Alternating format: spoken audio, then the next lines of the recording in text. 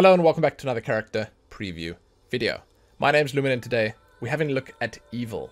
This is a multiplayer social deduction game, sort of like Among Us, where you find yourself in a village that's been riddled by a series of murders. And you need to convince the others that you're not the one who did it. It really does sound familiar. So if you'd like to do a deep dive to discover more about the game for yourself, you can find some links below.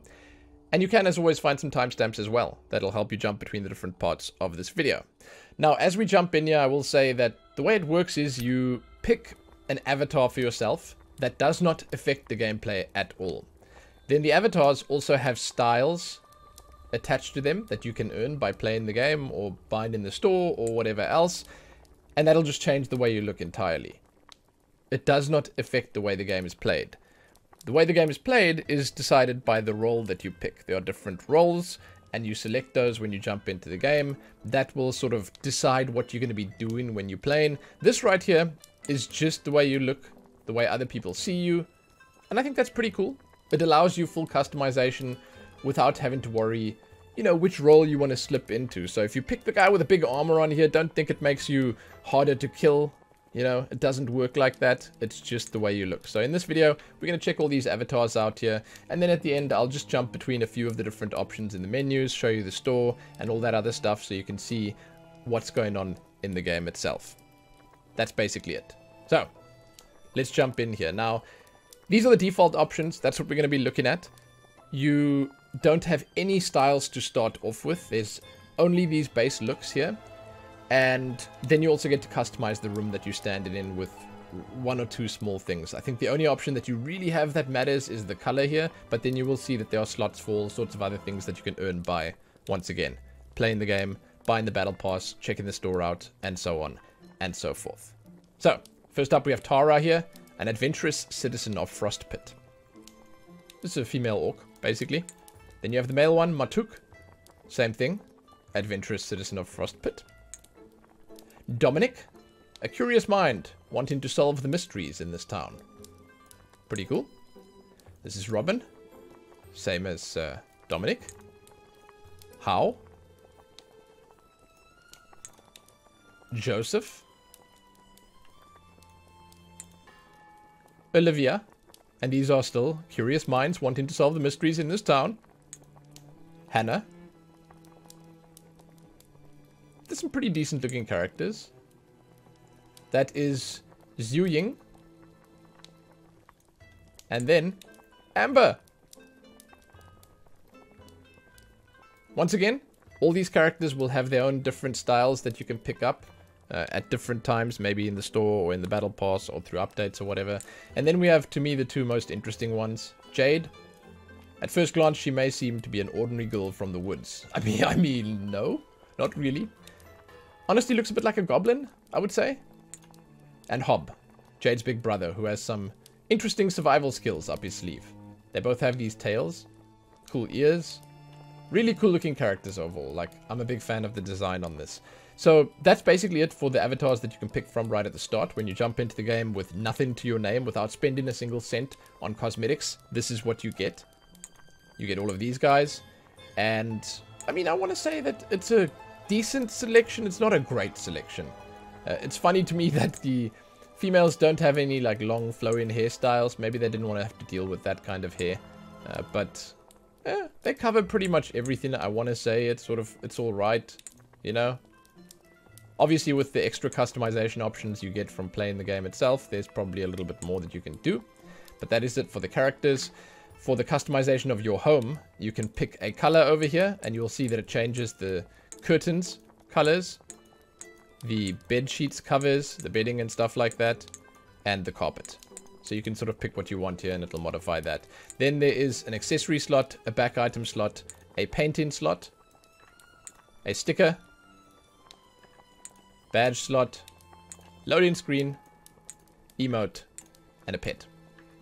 As you can see, we have none of those things. We just have the color. That's it.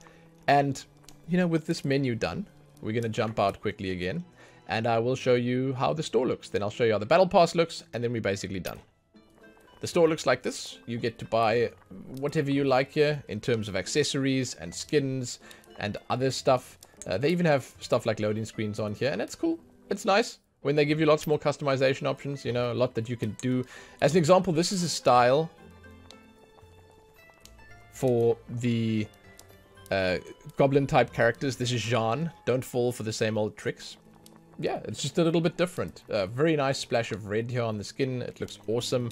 And it's a similar thing for all the others. As an example over here, here's the battle pass, which I'll jump into in a minute, but you can see that you get some special skins and stuff here. This is the rookie miner skin. Not much help that the character's head is sticking out the top there, but hey, there you go. I keep pressing escape and it takes me back to the menu. Then there's emotes over here that you can buy. There are housing items like this oh, what is that, a hearth? Okay, it's the fire pit that you can get. There's a desk that you can put in the corner. I love the idea of this, of you customizing your space. And again, there are some decent options here. Here's a frost golem pack, which gives you a frost golem avatar. You can't preview that apparently. A mask, a club. It's a painting and a loading screen. It's cool. Yeah, pretty cool. So that's a basic look. It cycles, as you can see. The season ends in 37 days. New items appear in 2 days and 7 hours. Much like most other games like this, live service games do it. Similar situation. Now the battle pass, you can jump in here. It tells you that it has 60 tiers. There are a bunch of really good items that you can get in here by playing the game, and so on and so forth. If you inspect the rewards here, you can see it works the same as other tiered battle passes. You can buy it, and then you can also buy levels on top of that. I'm not going to go through every option here, but you will see as you go through it that there are... I'm trying to show you what they look like. It's not actually showing it. If I go back this way, I'll be able to show you. There are skins and stuff that you can pick up here.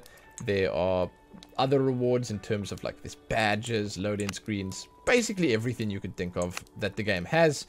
And I think that if you play through the battle pass, then you will probably end up with a decent number of options. Like you will have something for everything, you know, you'll have some accessories. That's kind of cool.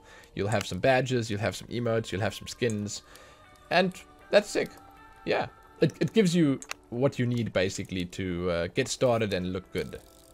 The skins and stuff in here, they're cool. It's sort of like a Frostwolfy style from World of Warcraft, I would say.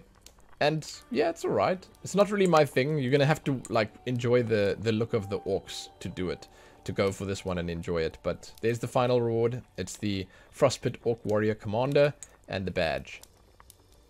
So there you go. That is that. Once again, most of the stuff's just cosmetic. You're gonna jump in, it just makes you look different and cooler if you play in the game. It is for some people. Other people, they don't give a hoot. They can just jump in and play the game, and that's fantastic.